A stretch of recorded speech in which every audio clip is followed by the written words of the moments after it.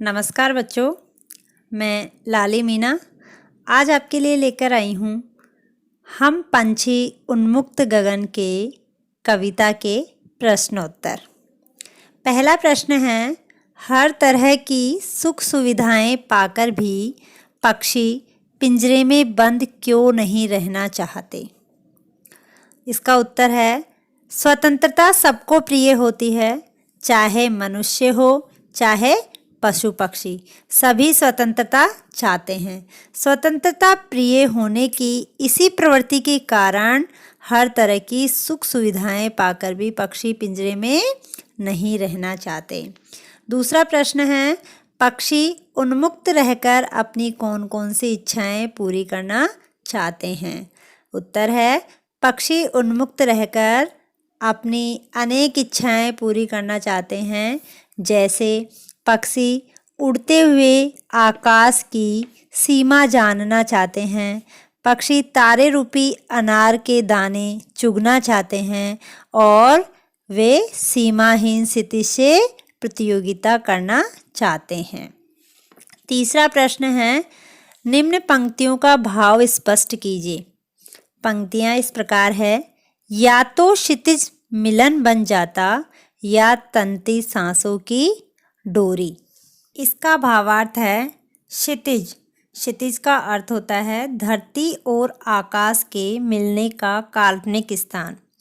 पक्षी इस सीमाहीन क्षितिज से प्रतियोगिता करते हुए उड़ना चाहते हैं।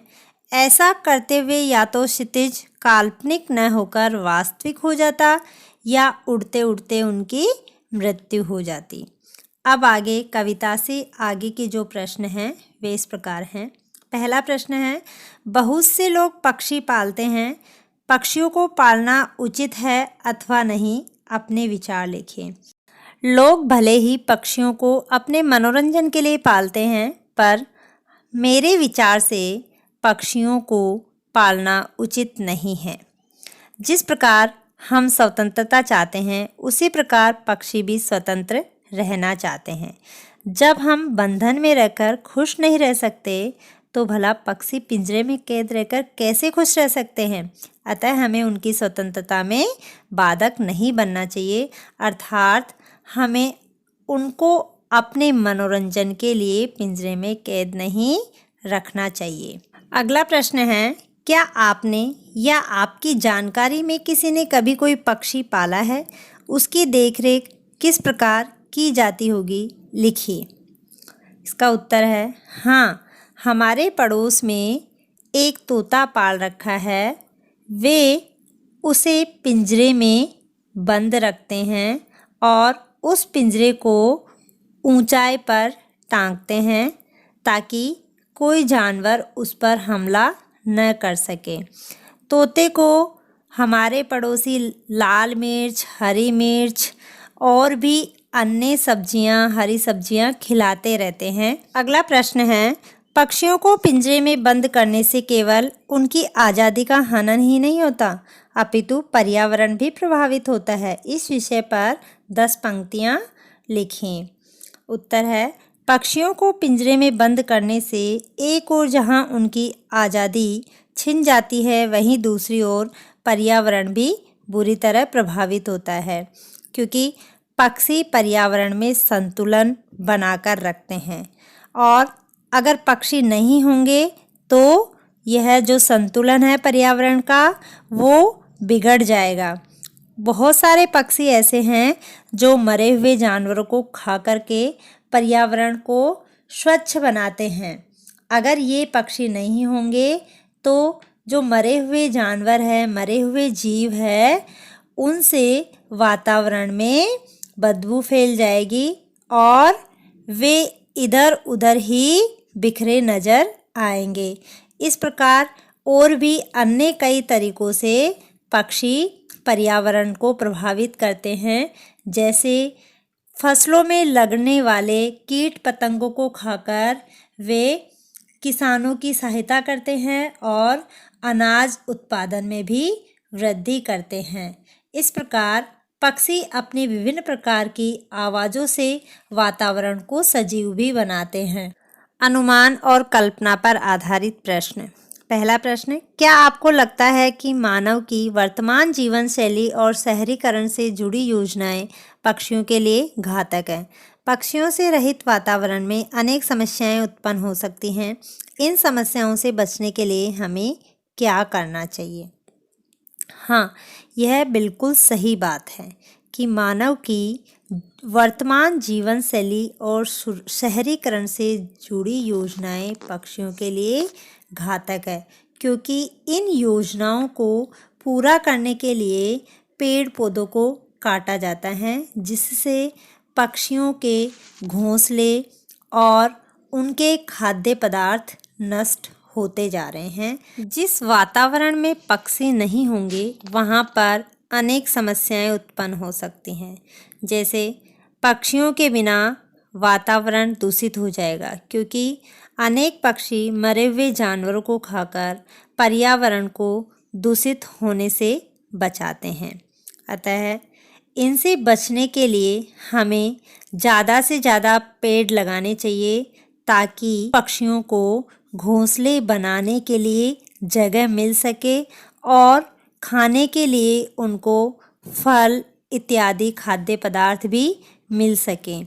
जो लोग इनका शिकार करते हैं उनको भी रोकना चाहिए, इनके शिकार पर प्रतिबंध लगाना चाहिए और जगह जगह पर पक्षियों के लिए हमें पानी पीने का इंतज़ाम भी करना चाहिए।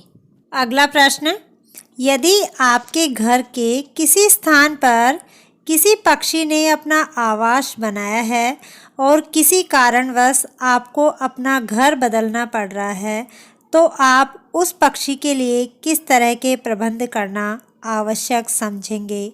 लिखिए। इसका उत्तर है, घर के किसी स्थान पर पक्षी द्वारा बनाए गए घोंसले को हम बिना छेड़छाड़ के यूं ही छोड़ देंगे, और अगर वहाँ पर कोई दूसरा व्यक्ति या दूसरा परिवार उस घर में रहने के लिए आ रहा है तो हम उससे भी अनुरोध करेंगे कि वह उस पक्षी के घोंसले को वहाँ से हटाएं नहीं। हम हमारे नए घर में जाने से पहले उस पक्षी के लिए पानी तथा अनाज की व्यवस्था भी करेंगे, ताकि आवश्यकता अनुसार वह पक्षी पानी पी सके और अनाज के दाने चुग सके। अब भाषा की बात के प्रश्न इस प्रकार हैं। पहला प्रश्न, स्वर्ण श्रृंखला और लाल किरण सी में रेखांकित शब्द गुणवाचक विशेषण हैं। कविता से ढूंढकर इस प्रकार के 3 और उदाहरण लिखिए। बच्चों, इसमें सबसे पहले मैं आपको बता दूं कि विशेषण क्या होता है। जो शब्द संज्ञा अथवा सर्वनाम की विशेषता बताते हैं उन्हें विशेषण कहा जाता है। अब प्रश्न में आपसे पूछा जा रहा है कि यहाँ पर जो रेखांकित शब्द हैं वे गुणवाचक विशेषण हैं। अब विशेषण के भी 4 भेद होते हैं: गुणवाचक विशेषण, परिमाणवाचक विशेषण, संख्यावाचक विशेषण और सार्वनामिक विशेषण या संकेतवाचक विशेषण। गुणवाचक विशेषण क्या होता है? गुणवाचक विशेषण वे विशेषण जो विशेष्य के गुण, रूप, रंग, आकार, दशा आदि के बारे में बताते हैं उन्हें गुणवाचक विशेषण कहते हैं। जैसे अच्छा, ईमानदार, बुरा, पीला, खट्टा, मीठा इत्यादि। अब हमें कविता में से इसी प्रकार के 3 उदाहरण ढूंढकर लिखना है। आइए 3 उदाहरण हम ढूंढते हैं। जैसे कनक तीलियाँ, कटुक निबोरी, सीमाहीन क्षितिज। दूसरा प्रश्न है, भूखे प्यासे में द्वंद्व समास है। इन दोनों शब्दों के बीच में लगे चिन्ह को सामासिक चिन्ह कहते हैं। इस चिन्ह से और का संकेत मिलता है। जैसे भूखे प्यासे में और शब्द छुपा हुआ है, इसमें और शब्द का लोप है। इसका विग्रह हम करेंगे तो इस प्रकार होगा, भूखे और प्यासे। अब यहाँ पर समास क्या होता है, इसकी संक्षिप्त में मैं आपको जानकारी दे देती हूँ। जब दो या दो से अधिक शब्दों के मेल से नया शब्द बनता है तो इस प्रक्रिया को क्या कहते हैं, समास कहते हैं। इस प्रकार बना शब्द सामासिक शब्द कहलाता है।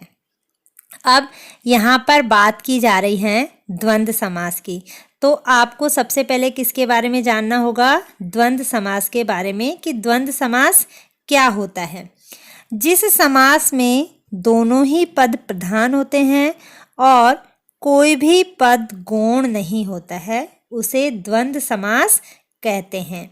इनमें दोनों पदों को जोड़ते हुए समुच्चय बोधक अव्यय और का लोप कर दिया जाता है। जैसे इसके उदाहरण मैं आपको बताती हूँ। माता पिता, जीवन मरण, देश विदेश, आना जाना, ऊंच नीच, पाप पुण्य, दूध दही, राजा रानी, भला बुरा, खट्टा मीठा इत्यादि। इन सभी में किसका लोप हो रहा है, और का। अगर हम इसका विग्रह करेंगे तो ये किस प्रकार से होंगे, जैसे माता पिता का होगा माता और पिता, जीवन मरण का होगा जीवन और मरण। ये सभी प्रश्न हम पंछी उन्मुक्त गगन के कविता से संबंधित थे।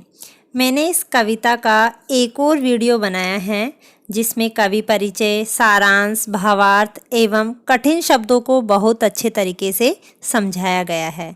कविता का अर्थ ग्रहण करने हेतु इस वीडियो को ज़रूर देखें, जिसका लिंक डिस्क्रिप्शन में दिया गया है। धन्यवाद।